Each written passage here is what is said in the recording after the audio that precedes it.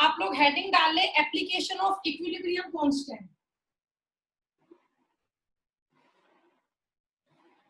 Applications of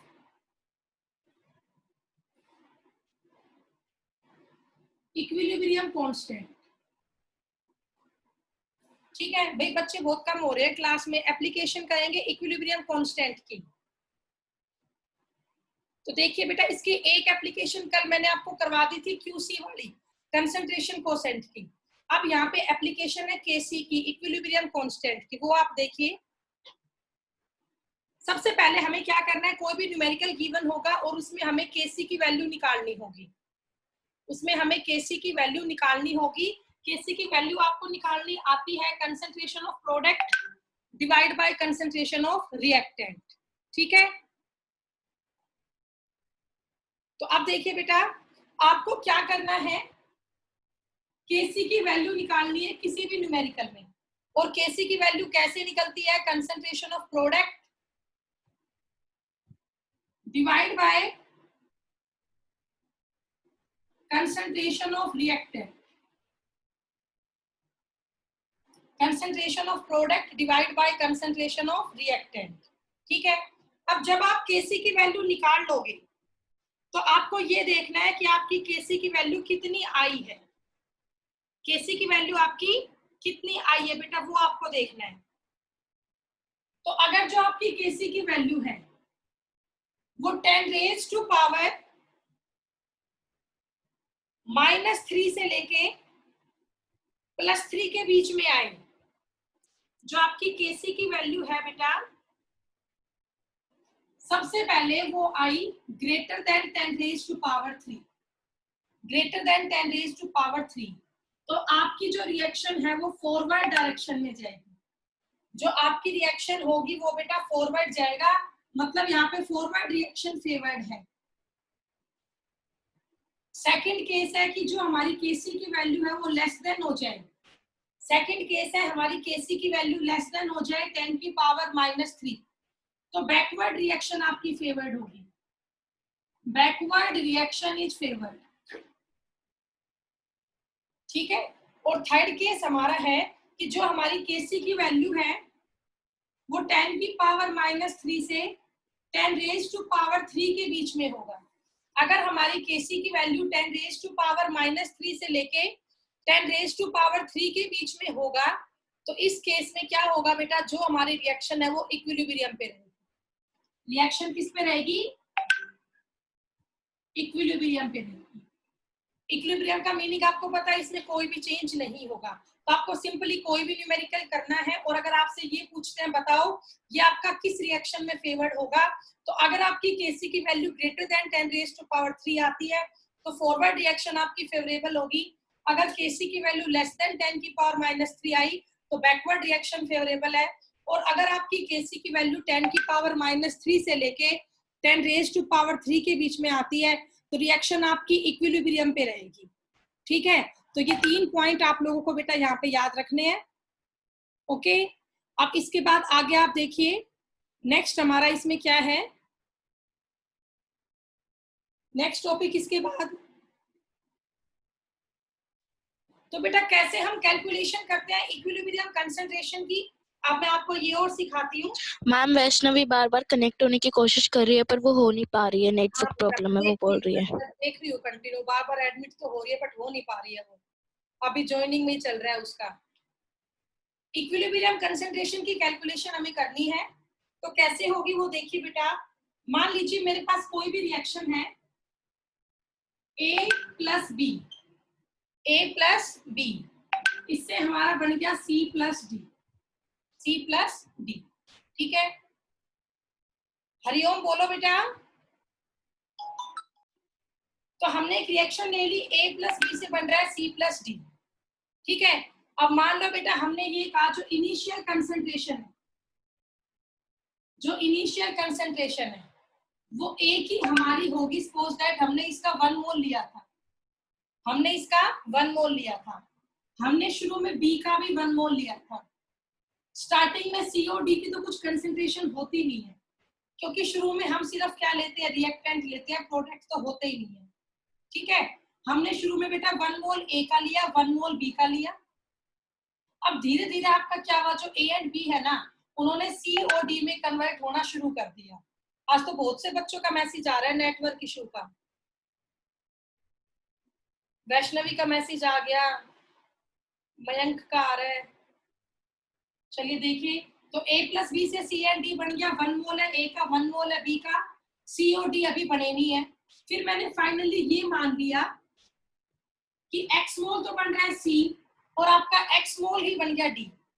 x मोल ही आपका सी बन रहा है, x मोल ही आपका डी बन रहा है। ठीक है, तो इन दोनों को जोड़ने पर क्या हो रहा है बेटा, देखिए अब x मोल अगर ये बना तो ये बचा कितना, 1 माइनस एक्स, और ये भी कितना बचा, 1 माइनस एक्स बचा। इस तरह से आपको करना है, ये फाइनल कंसेंट्रेशन होगी। भाई शुरू में मैंने 1 मोल लिया ए और बी का, उसके बाद हमने क्या किया बेटा, जो ये ए और बी है मैंने इससे मान लिया आपका सी एंड डी बन रहा है, एक्स मोल सी बन रहा है, एक्स मोल ही हमारा डी भी बन रहा है। ओके, अब इसके बाद आप केसी की वैल्यू लिखो। तो केसी हम कैसे निकालते हैं, concentration of product divide by concentration of reactant. तो प्रोडक्ट में एक तो आपका सी है, एक आपका डी है, डिवाइड बाय एक आपका है ए और एक आपका है B. Concentration of product divide by concentration of reactant, ये आपका हुआ यहाँ पे। तो अब इसमें आप देख सकते हो बेटा, यहाँ पर जो सी है, सी के फाइनल कंसंट्रेशन क्या है, एक्स, और डी की भी फाइनल कंसंट्रेशन क्या है बेटा, एक्स है। ठीक है, इसकी भी एक्स है और इसकी भी एक्स है, और नीचे ए और बी की कंसंट्रेशन क्या है, ए की भी 1 माइनस एक्स बची और बी की भी 1 माइनस एक्स बची। न्यूमेरिकल में केसी आपको गिवन आएगा, तो उसकी हेल्प से आप एक्स की वैल्यू निकाल सकते हैं। तो अभी मैं आपको इसका न्यूमेरिकल सिखाऊंगी कैसे होगा बेटा, बड़ा सिंपल सा कंसेप्ट है। आपको इनिशियल नंबर ऑफ मोल्स दिए होंगे, फाइनल आपको बताना है कितना बनेगा या कितना बचेगा। तो मैंने यह माना, मैंने 1 मोल लिया रिएक्टेंट ए और बी का, उससे मेरा x मोल बन गया सी एंड डी, तो मेरा ए और बी कितना बचा, 1 माइनस एक्स बचा। अब केसी की वैल्यू कैसे निकलेगी, concentration of product divide by concentration of reactant. तो प्रोडक्ट आपका सी और डी है, दोनों की कंसंट्रेशन क्या है, फाइनल x और x है, और इनिशियल इसकी क्या है, 1 माइनस एक्स 1 माइनस एक्स। तो केसी इज इक्वल टू आपका क्या हो गया, x square divide by 1 minus x, इसका भी स्क्वायर। ठीक है, तो पहले आप ये कर लो, उसके बाद इसकी हम कैलकुलेशन करेंगे। तो अब मैं आपको इसका न्यूमेरिकल सिखाती हूँ बेटा, बहुत आसान है, क्वाड्रेटिक इक्वेशन से ये सोल्व होगा। तो पहले मैं इसको रब कर दूं, फिर इसका न्यूमेरिकल सिखाऊंगी।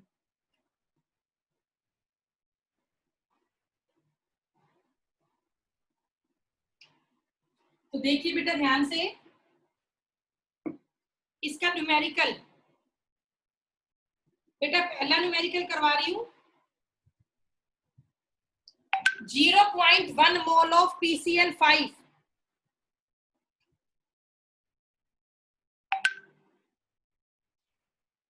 देखिए न्यूमेरिकल है बेटा हमारा 0.1 mole of PCl5, 0.1 mole of PCl5 is vaporized in 1 liter vessel, is vaporized in 1 liter vessel at 260 degrees Celsius. Calculate the concentration of Cl2. Calculate the concentration of Cl2 at equilibrium. Calculate the concentration of Cl2 at equilibrium if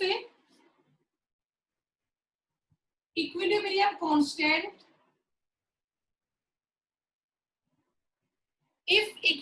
constant, for dissociation of PCl5 for dissociation of PCl5 is 0.0414 is 0.0414। देखिए बेटा ये question कैसा होगा, बहुत आसान सा numerical है। बस मैम लिखा हुआ अच्छे से दिख नहीं रहा, एक बार आप रीड कर दोगे? बेटा मैं दोबारा बोलती हूँ, 0.1 mole of PCl5, calculate the concentration of Cl2 at equilibrium. If equilibrium constant for dissociation of PCl5 is 0.0414। आप बेटा ये देखो इस न्यूमेरिकल में क्या क्या तुम्हें गिवन है। सबसे पहले आपको यहाँ पे कंसंट्रेशन गिवन है किसकी, PCl5 की, कितनी, 0.1 मोल। साथ में आपको Kc गिवन है। Kc क्या होता है, इक्विलिब्रियम कांस्टेंट। Kc की वैल्यू क्या है, 0.0414। अब न्यूमेरिकल करते हैं। PCl5 इज वेपोराइज्ड, इसका मतलब है बेटा जो आपका PCl5 है ये डिसोशिएट हो रहा है, वेपोराइज होगा, टूटेगा। किसमें टूटेगा, आपको एक ऑप्शन तो इसने दिया है Cl2, तो PCl5 आपका डिसोशिएट होता है PCl3 में एंड Cl2 में। PCl5 dissociate into PCl3 and Cl2। अब आप ये देखो बेटा कि यहाँ पर रिएक्शन किसमें है, इक्विलिब्रियम पे है, तो ये मैंने इक्विलिब्रियम का साइन लगा दिया। PCl5 आपका डिसोशिएट हो रहा है PCl3 में और Cl2 में, ठीक है। अब मैंने बेटा इनिशियल कंसंट्रेशन ली, इनिशियल तो आपको दे ही रखी है।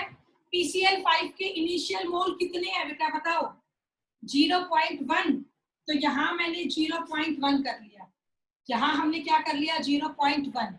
शुरू में PCl3 और Cl2 के मोल तो क्या होंगे, 0 होंगे, कुछ होगा ही नहीं।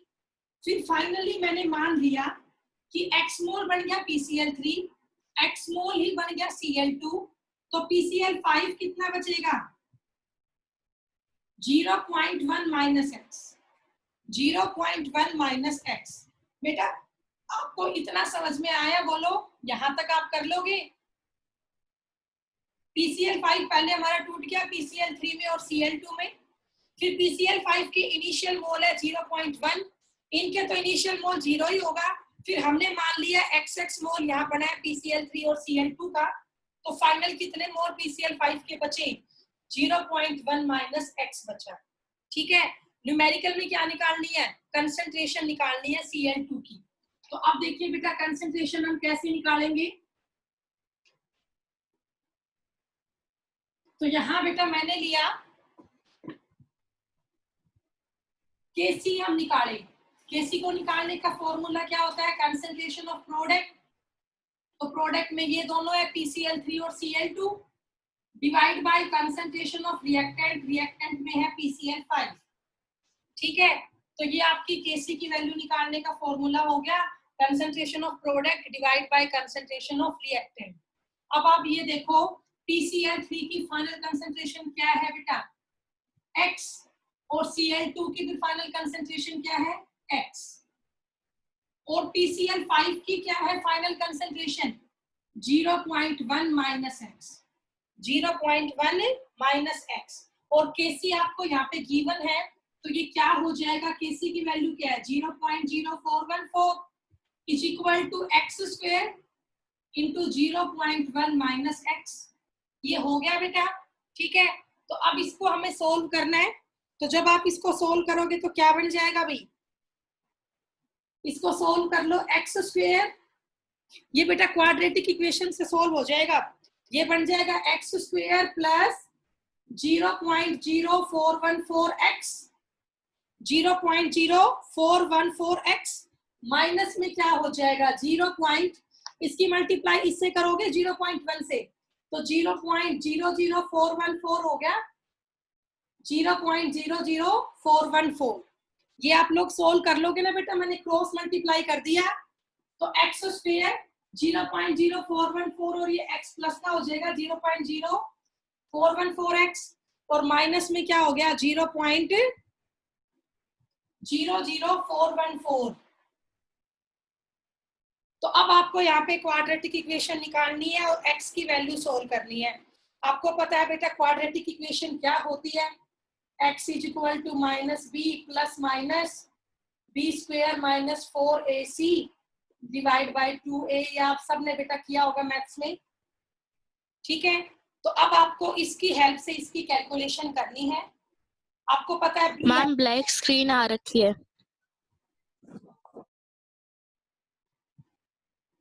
तो बेटा इसको हमने सोल्व किया, क्रॉस मल्टीप्लाई कर लिया, तो ये क्या बन गया, x square plus 0.0414x minus का हो गया 0.00414। अब आप इसको सोल्व कर लेना क्वाड्रेटिक इक्वेशन से। x इक्वल टू हो गया minus B plus minus B square minus 4ac divide by 2a। अब जब इसको आप सोल्व करोगे तो कैसे होगा देखिए। अब इसकी कैलकुलेशन मैं आप लोगों को सिखाती हूँ। तो x इज इक्वल टू बेटा जो b है, b की वैल्यू आपकी क्या है 0.0414 हो गया, प्लस माइनस b की वैल्यू सेम है 0.0414 का स्क्वायर माइनस 4ac।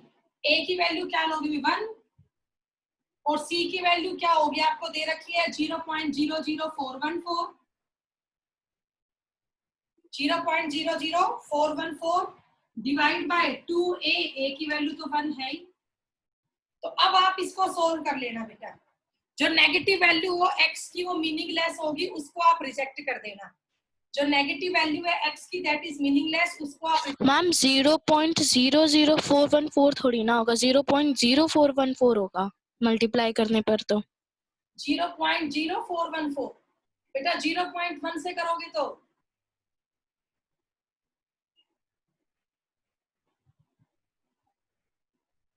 मैम केसी की वैल्यू तो 0.414 है ना। केसी की वैल्यू अच्छा बेटा 0 है। 0.0414 है केसी। Okay ma'am. 0.0414 है बेटा, ठीक है। ये देखो तो भी अब इसकी कैलकुलेशन आप लोग करके देखना बेटा, थोड़ा टाइम लगेगा। नेगेटिव वैल्यू को रिजेक्ट कर देना और इसको सोल्व कर लेना, आपको सॉल्यूशन इसका आता होगा। मैं आपको इसका आंसर बता देती हूँ। आंसर इसका ये आएगा, x की वैल्यू 0.468 0.0468, ठीक है। ये आपका आंसर आना चाहिए 0.0468 मोल पर लीटर।